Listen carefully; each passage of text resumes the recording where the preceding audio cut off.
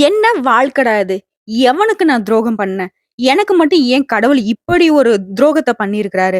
நானும் பார்த்தேன்னா, எனக்குன்னு ஒரு வாழ்க்கைய நான் பாட்டுக்கு வாழ்ந்துட்டு இருக்கேன். எங்கருந்து தான் வரானுங்களோ தெரியல. எங்கருந்து தான் வராளுங்களோ தெரியல. எனக்கு மட்டும் அடுத்தடுத்து கஷ்டத்த டிசைன் டிசைனா கூட இருந்துகிட்டே குழி பறிச்சு செஞ்சுகிட்டு இருக்காங்க.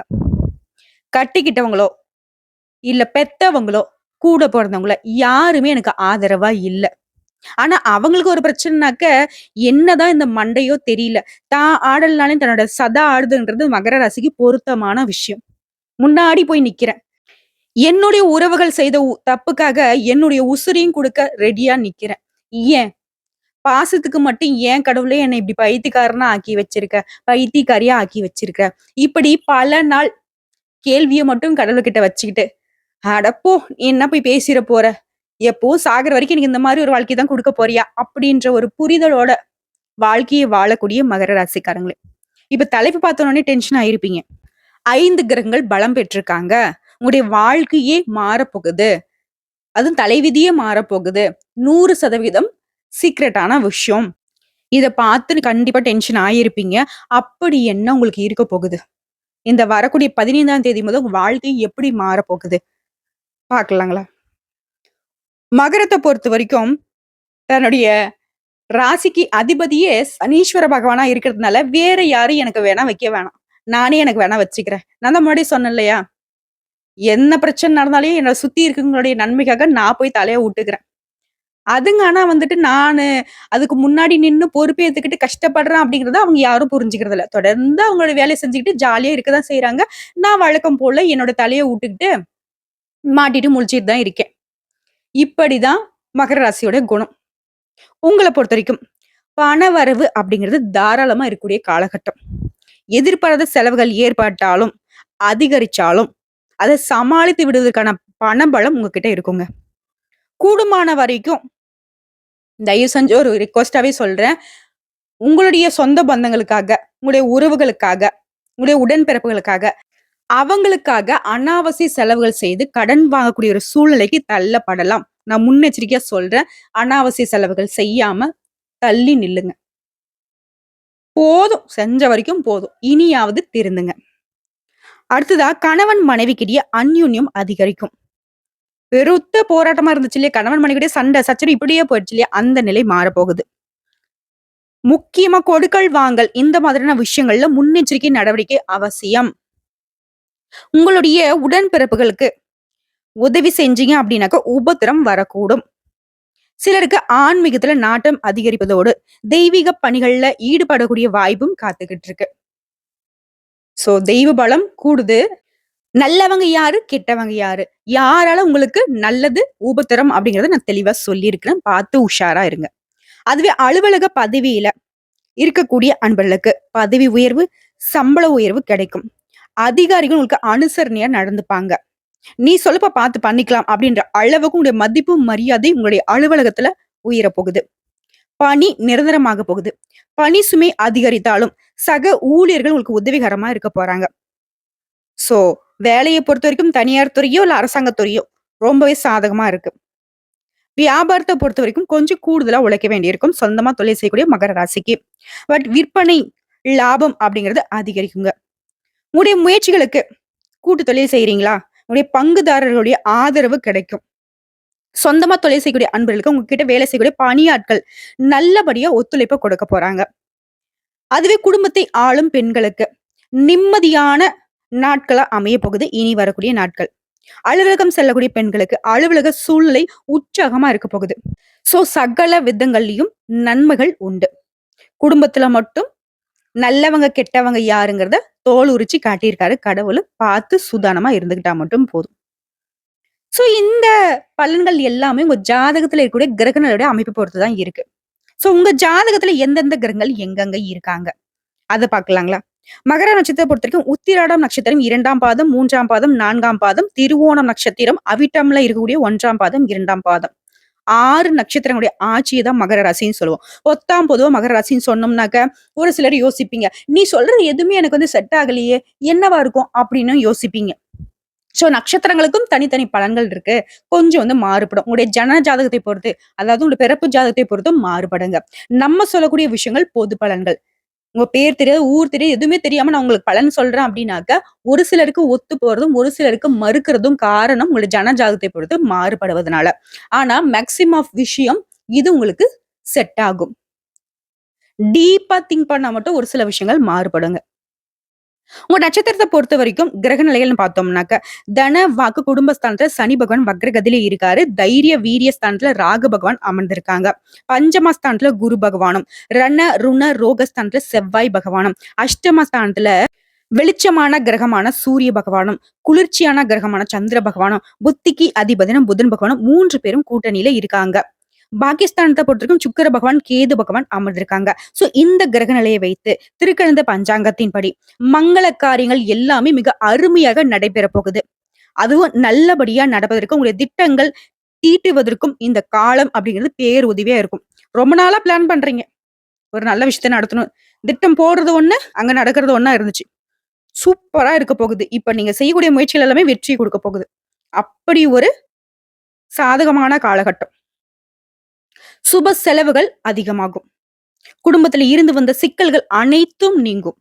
நீண்ட நாட்களுக்கு பிறகு குடும்பத்துடன் நீங்க ஒன்று சேர்வதற்கும், சுப நிகழ்ச்சிகள் சம்பந்தமான நிகழ்ச்சிகளை திட்டமிடுவதற்கும் இந்த நேரம் ரொம்பவே உதவிகரமா இருக்க போகுது. மனத்தடுமாற்றம் இந்த காலகட்டத்துல உருவாகலாம். பட் அத மட்டும் கொஞ்சம் ஆன்மீகத்துல மனச நாட்டத்துக்கு உட்படுத்தி, தெளிவான சிந்தனையோட இருந்தீங்கன்னாக்க அதையும் மாத்திக்கலாம். செலவு கூடும், எல்லாமே சுப செலவு. நீண்ட நாட்களாக குழந்தை பாக்கியத்திற்காக ஏங்கிக் கொண்டிருக்கக்கூடிய அன்பர்களுக்கு குழந்தை பாக்கியம் கிடைக்கும். தெய்வ அனுகூலத்தில் குழந்தைகள் பிறக்கும். வாழ்க்கை துணை அன்பா இருப்பாங்க. பிறமொழி பேசக்கூடியவங்க உங்களுக்கு உதவி செய்வாங்க. தொழில இருந்து வந்த சிக்கல்கள் அனைத்தும் நீங்கும். நீங்க நினைச்சத சாதிச்சு கொள்ளக்கூடிய தகுந்த சூழ்நிலை இப்ப இருக்குங்க. நல்ல முன்னேற்றத்தை நீங்க எதிர்பார்க்கலாம். உத்தியோக பணிகள்ல இருக்கக்கூடியவங்க, நீங்க இழந்த பதவி, நல்ல பெயரு மீண்டும் கிடைக்கும். எந்த முடிவையும் அவசரப்படாம நிதானமா எடுக்கிறது மட்டும்தான் உங்களுடைய கடமையாவே நீங்க வச்சுக்கணுங்க. பெண்களை பொறுத்தவரைக்கும் முயற்சி செய்து அனைத்து காரியங்களும் வெற்றி பெறும். உடல் ஆரோக்கியம் பலம் பெறும். மனக்கவலை நீங்கும். மாணவர்களை பொறுத்தவரைக்கும் மேல் படிப்பு சம்பந்தமாக முடிவெடுப்பதற்கு இந்த காலகட்டம் மிகவும் உதவிகரமா இருக்குங்க. உங்கள பொறுத்தவரைக்கும் பரிகாரம் அப்படின்னாக்க, முன்னோர்களை வழிபாடு செய்ய பண பிரச்சனைகள் நீங்குங்க. ஒவ்வொரு அமாவாசை நாட்களிலும் உங்களுடைய பித்ருக்களுக்கு வழிபாடு செய்வதன் காரணமா பண பிரச்சனைக்கு தீர்வு கிடைக்கும். சோ இப்போ வரைக்கும் பார்த்தது பொது பலன். நட்சத்திர பலன்களை பார்க்கலாங்களா? மகரம், உத்திரடாம் நட்சத்திரம் 2ஆம் பாதம், 3ஆம் பாதம், 4ஆம் பாதம். உங்கள பொறுத்த வரைக்கும் உறவுகளை அனுசரித்து சென்றீங்கன்னா, அவர்களுடைய உதவிகள் நீங்க கேட்காமலே கிடைக்கும். ஆடம்பர செலவுகளை குறைத்தால் மட்டும்தான் பொருளாதார சிக்கல்கள் இருந்து நீங்க மீண்டு வர முடியுங்க. நான் முன்னாடியே சொன்னேன், செலவுகள் அப்படிங்கறத நீ நினைச்சினா கட்டுக்குள்ள வச்சுக்க முடியும். அடுத்த மாணவர்களை பொறுத்த வரைக்கும் தன்னுடைய கல்வியில முழு கவனம் செலுத்தினால் மட்டும்தான் அதிக மதிப்பெண்களை பெற இயலும். வேலையில கடின உழைப்பு இருந்தா மட்டும்தான் தொழில நல்ல முன்னேற்றத்தை பார்க்க முடியும். அப்போதுதான் உங்களுடைய கஜானாவை பணத்தால நிரப்ப முடியும். தட்டி கொடுத்து வேலை வாங்குனீங்க அப்படின்னாக்கா, உங்ககிட்ட வேலை செய்யக்கூடிய அன்பர்கள் உங்களுக்கு ரொம்பவே உதவிகரமா இருப்பாங்க. அதனால உற்பத்தி பெருகும், லாபம் அதிகரிக்கும். மத்தவங்க கிட்ட பேசுறப்போ நிதானமா பேசுங்க. என்ன பேசுறோம், ஏது பேசுறோம் அப்படிங்கிறத புரிஞ்சுகிட்டு பேசுங்க. எச்சரிக்கையுடன் பேசுவது சிறப்பு. ஏன்னா எப்பவுமே ஒரு நல்ல காலம் இருக்கு அப்படின்னா, நமக்கு ஒரு மாதிரி ஒரு உற்சாகத்துல பேசிருவோம். ஆனா அது நமக்கு பிரச்சனை அப்படிங்கிறத மறந்துருவோம். இந்த காலகட்டத்துல இருக்க ராகு, குரு, செவ்வாய், புதன், சுக்கிரன் இந்த 5 கிரகங்களுமே பலம் பெற்று நன்மைகளை வழங்குறாங்க. நீங்க முக்கியமா காளிகம்பாளை வழிபாடு செய்ய வாழ்க்கையில முன்னேற்றம் உண்டாகுங்க. உங்களுக்கு பொறுத்த வரைக்கும் இனி வரக்கூடிய காலங்கள் எல்லாமே யோகத்தை தரக்கூடிய காலமா இருக்க போகுது. நீங்க மேற்கொள்ளக்கூடிய முயற்சிகள்ல எதிர்பார்த்த லாபம் உண்டாகும். வியாபாரத்துல இருந்து வந்த நெருக்கடிகள் விலகும். அதிர்ஷ்ட வாய்ப்புகள் தேடி வருங்க. ஒரு சிலருக்கு புதிய சொத்து சேரும். அடுத்த திருவோண நட்சத்திரம் உங்களை பொறுத்த வரைக்கும் ராகு, குரு, செவ்வாய் இந்த கிரகங்கள் ஒன்று கூடி உங்களோட கனவை நனவாக்குறாங்க. உங்களுடைய நிலையிலிருந்து நீங்க எதிர்பார்த்த உயர்வு கிடைக்க போகுது. நினைச்சத நினைச்சபடியே நடத்தி காட்ட போறீங்க. எதிர்பார்த்த பொறுப்பு, பதவி, புகழ்லாம் உண்டாகுங்க. மேலும் உங்களுடைய தாயாருடைய அன்பும் அரவணைப்பும் உதவிகளும் உங்களுக்கு ஆதரவா இருக்குங்க.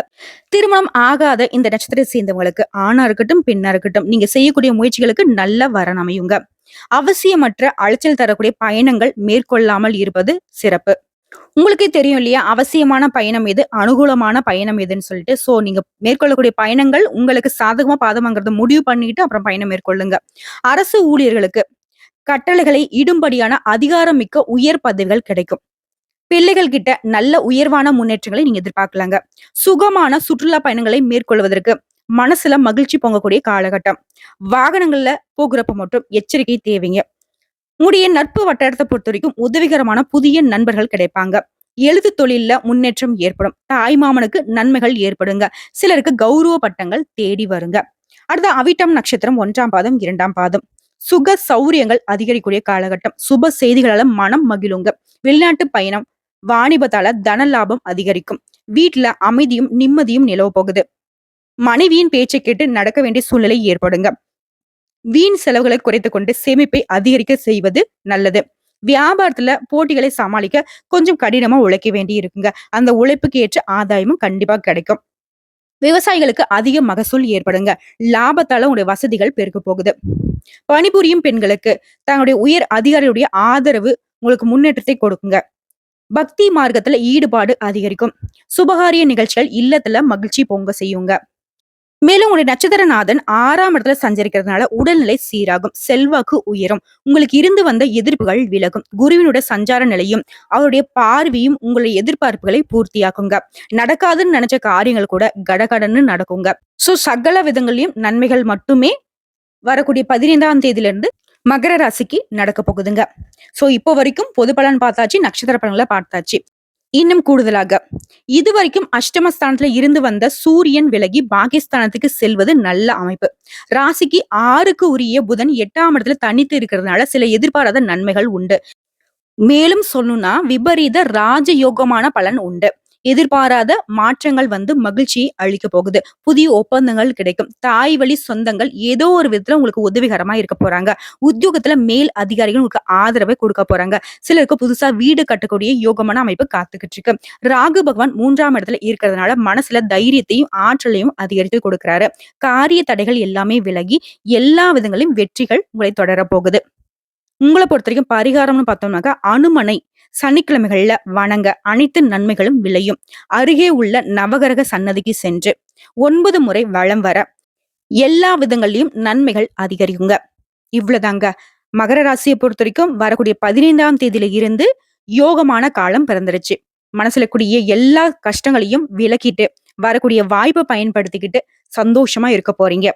இந்த வீடியோ பதிவு உங்களுக்கு பிடிச்சதுனாக்க நம்ம வீடியோக்கு ஒரு லைக் பண்ணி மறக்காம நம்மளுடைய அகத்திய ராசி பலன் 2.0 சேனலை சப்ஸ்கிரைப் பண்ணி பக்கத்துல இருக்க பெல் ஐக்கனை கிளிக் பண்ணி வச்சுக்கோங்க. அப்பதான் நம்மளுடைய வீடியோ உடனடியாக உங்களை வந்து சேருங்க. இதை தாண்டி ஏதாவது ஆன்மீக தகவல் தேவைப்பட்டுச்சுனாக்க கமெண்ட் பாக்ஸ்ல பதிவிடுங்க. உங்களுடைய சந்தேகங்களையும் பதிவிடுங்க. உடனடியாக பதில் தெரிவிக்கப்படும். வாழ்க வளமுடன்.